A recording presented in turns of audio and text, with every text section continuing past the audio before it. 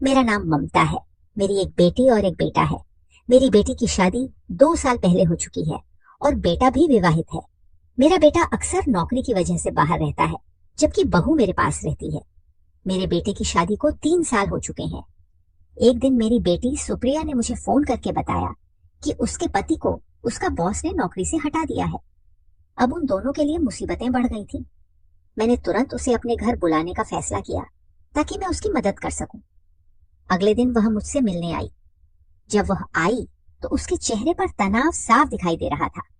मैंने उन्हें कहा कि जब तक दामाद को नई नौकरी नहीं मिल जाती तब तक वे मेरे साथ रह सकते हैं। लेकिन इसके बाद मेरी बहू की सुप्रिया के प्रति सहानुभूति कम होने लगी।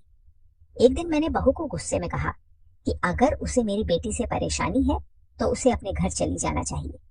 मेरे एक कहने पर उसे बहुत गुस्सा आया और उसने तुरंत अपनी बैग भरकर अपने घर जाने का निर्णय लिया।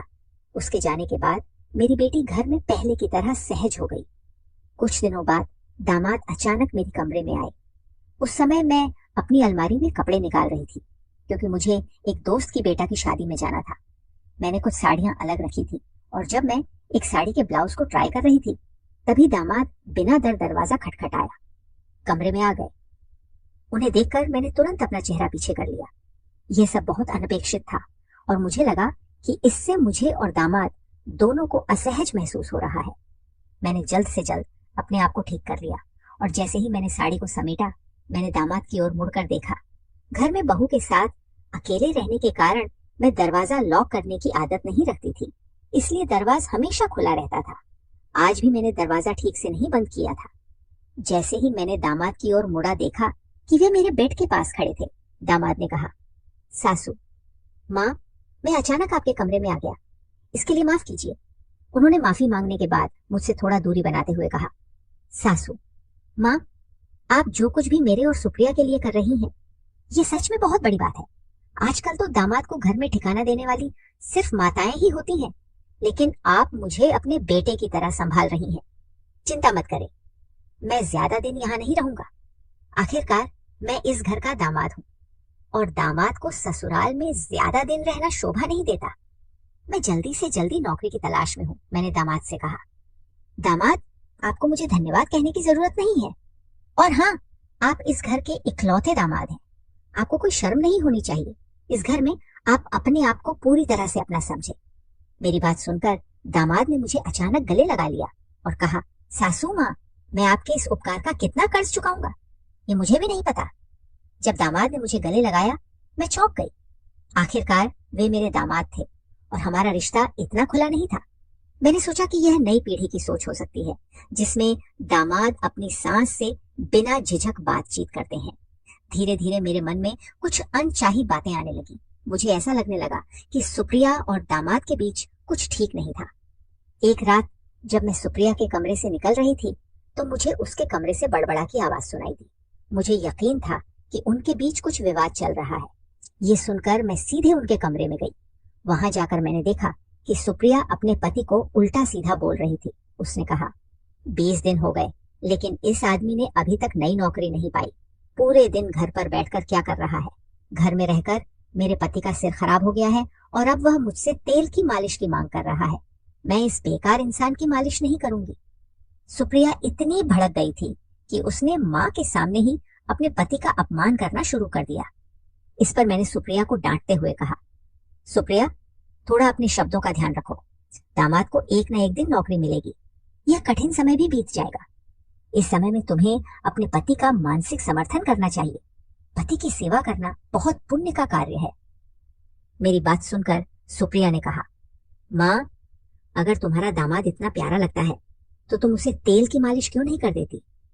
मैं उसे कुछ कहने ही वाली थी कि दामाद ने मेरा हाथ पकड़ लिया और मुझे कमरे से बाहर ले जाने लगे। उन्होंने कहा, सासू माँ, मैं सुप्रिया की चिचिराहट को समझ सकता हूँ। मेरे जैसे व्यक्ति को घर में बैठना शोभा नहीं देता, लेकिन मैं भी क्या करूं? मेरे पूरे प्रयास के बावजूद मेरी किस्मत खराब है। उनकी बात करते करते दामाद की आंखों में आंसू भी आ गए थे। मैंने कहा, दामाद जी, आप हिम्मत मत हारिए, सब कुछ ठीक होगा। फिर मैंने कहा, आप इस बेड के किनारे बैठिए, मैं आपको तेल की मालिश करके देती हूँ। इससे आपका मन शांत हो जाएगा और आप अच्छी नींद ले सकेंगे। मैंने दामाद की सिर की मालिश करनी शुरू की। कुछ ही मिनटों में दामाद ने मेरा हाथ पकड़ लिया और उसे अपने कंधे पर घुमाने लगे और कहा, सासू माँ, आपके हाथों में सच में जादू है। कुछ ही मिनटों में मेरे सिर का तनाव दूर हो गया। क्या आप मेरी गर्दन पर भी थोड़ा तेल लगाकर मालिश कर देंगी? जब मैंने उनके कंधे पर हाथ फेरा तो मुझे थोड़ी लाज महसूस हुई। मैंने यह बहाना किया कि मेरा हाथ दुखता है और तुरंत उनसे थोड़ा दूर हो गई। कुछ दिनों में दामाद को नौकरी मिल गई। नौकरी मिलने के दिन बाद मेरी बेटी ने मुझे बताया कि वह गर्भवती है। दामाद की नौकरी लगते ही मेरी बेटी और दामाद अपने घर जाने की तैयारी कर रहे थे, लेकिन मैंने उन्हें एक सप्ताह और घर पर रुकने के लिए मनाया। मुझे अपनी बेटी की खुशखबरी सुनने में बहुत आनंद आ रहा था। मेरी बेटी की खुशखबरी सुनकर मैंने ठान लिया कि मुझे उसे और कुछ दिनों के लिए अपने पास रखना चाहिए। लेकिन उस एक सप्ताह में मैंने देखा कि सुप्रिया की हालत ठीक नहीं थी। मेरी बेटी और दामाद दोनों अलग रहते थे और सुप्रिया की यह हालत देखकर मैं उसे अकेले नहीं जाने दे सकती थी। मेरे मन में सवाल था कि क्या वह अकेले अपने पति के लिए घर के काम कर पाएगी। इसीलिए मैंने तय किया कि जब तक सुप्रिया ठीक नहीं हो जाती तब तक उसे कुछ दिनों के लिए मेरे पास रहना चाहिए। दिन बीतते गए और दामाद ऑफिस जाने लगे। सुबह सुबह मैं उनके लिए टिफिन बना रही थी। जिस तरह से मैं दामाद का ख्याल रख रही थी, उन्होंने भी मेरा ख्याल रखना शुरू किया। शाम को जब दामाद ऑफिस से थक कर लौटते तब भी वे रात के खाना बनाने में मेरी मदद करने आते थे। देखते देखते मेरी बेटी और दामाद के यहाँ आए। 3 महीना हो गया था। गर्भावस्था के कारण मेरी बेटी को मूड स्विंग्स होने लगे थे। दामाद को इसके बारे में ज्यादा जानकारी नहीं थी और इसी वजह से उनके बीच झगड़े होने लगे थे।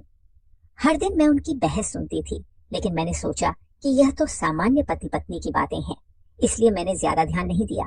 लेकिन एक दिन दामाद रात में मेरे कमरे में आए और कहने लगे, सासू माँ, अब मैं सुप्रिया के साथ एक ही कमरे में एक बेड पर नहीं सो सकती, क्योंकि अगर मेरे हाथ का भी स्पर्श होता है तो वह तुरंत चिड़चिड़ा जाती है। उसकी इस चिड़चिड़ाहट के कारण मुझे रात भर अच्छी नींद नहीं आती। पिछले 4 दिनों से ऑफिस में काम करते करते मेरी आंखें भी भारी हो गई हैं। मैंने दामाद से कहा, दामाद, सुप्रिया जिस स्थिति में है, कभी कभी महिलाओं का चिड़चिड़ापन बढ़ जाता है, तुम्हें उसे समझना चाहिए। मैंने दामाद को सलाह दी कि उन्हें अपनी पत्नी को समझना चाहिए, लेकिन उन्होंने कहा, मैं उसे समझता हूँ, लेकिन अब मेरे आराम का भी सवाल है। अगर मैंने ठीक से आराम नहीं किया तो मैं नौकरी सही से नहीं कर पाऊंगा। फिर उन्होंने कहा, सासू माँ, अगर आपको कोई दिक्कत नहीं हो तो क्या मैं आज से आपके कमरे में सो सकता हूँ? मैंने तुरंत हाँ नहीं कहा, लेकिन मैंने देखा कि दामाद के पास मुझसे मदद मांगने के अलावा कोई और विकल्प नहीं था। इसलिए मैंने बिना किसी संदेह के उन्हें मेरे कमरे में सोने की अनुमति दे दी। मैंने सोचने में समय लगाया कि दामाद का मेरे कमरे में सोने का इरादा क्या था। उस रात जब दामाद मेरे कमरे में सोए तो मैंने रात भर नींद नहीं पाई, क्योंकि इससे पहले मैंने कभी दामाद के पास रात नहीं बिताई थी। दामाद के कमरे में होने की वजह से मैंने चेंज नहीं किया और साड़ी में ही सो गई। रात भर साड़ी पहने रहने की वजह से मुझे नींद नहीं आई। अगली रात जब मैं सोने जा रही थी तब उन्होंने कहा, सासू माँ, कल रात आप सो नहीं पाए। मुझे पता है, मैंने आपको पहले भी गांव में देखा है। आपको मुझे लजाने की जरूरत नहीं है। अगर आपको रात भर साड़ी पहनने में दिक्कत हो रही है तो आप रोज की तरह नाइटी पहन सकती है। मुझे मानिए, मैं आपका दामाद नहीं बल्कि आपका बेटा हूँ। यह सच था कि रात भर साड़ी पहनने के कारण मुझे नींद नहीं आई थी और आज मैं नहीं चाहती थी कि फिर से रात भर जागते रहूं, इसलिए मैंने कपड़े बदल लिए। जब मैं चेंज होकर आई तो दामाद ने मुझे नाइटी में देखकर कहा, सासू माँ, इस कपड़े में आप बिल्कुल भी मेरी सासू माँ की तरह नहीं लग रही है। आपने खुद को बहुत अच्छे से सजा रखा है। उनकी इस बात पर मैंने मुस्कुराते हुए अपनी जगह पर सोने चली गई। अगले दिन सुबह मैंने नाश्ता किया और किचन में बर्तन साफ करके नहाने के लिए बाथरूम गई। जैसे ही मैं बाथरूम में गई, साबुन के पानी पर मेरे पांव फिसल गए और मैं जमीन पर गिर गई। गिरते ही मेरी कमर में दर्द होने लगा और मुझे उठने में परेशानी होने लगी। मैंने सुप्रिया को आवाज दी, लेकिन वह अपने कमरे से नहीं आई।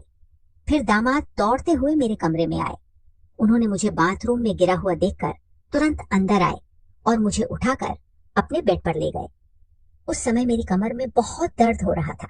दामाद ने तुरंत मेरे लिए गर्म पानी की बोतल लाकर दी।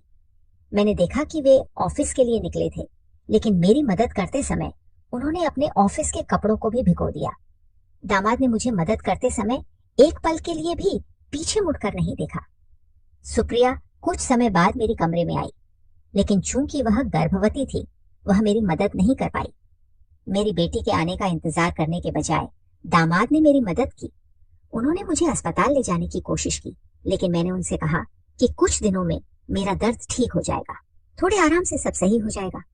मेरी बात सुनकर दामाद रुक गए और ऑफिस जाते समय सुप्रिया से कहा, जब तक मैं घर नहीं आता सासू माँ का ध्यान रखना। शाम को घर वापस आने पर दामाद ने खुद ही खाना बनाया, क्योंकि सुप्रिया को परेशानी हो रही थी। इस वजह से वह किचन में कदम नहीं रख पा रही थी। रात में जब दामाद मेरे कमरे में सोने के लिए आए तो मैंने देखा कि मैं अपनी कमर को पकड़कर बैठी हुई थी। दामाद ने बाम लेकर आए और कहा, सासू माँ, मैं आपको थोड़ा बाम लगा दूं, इससे आपका दर्द थोड़ा ठीक हो जाएगा। मुझे दामाद से मदद मांगने में झिझक हो रही थी।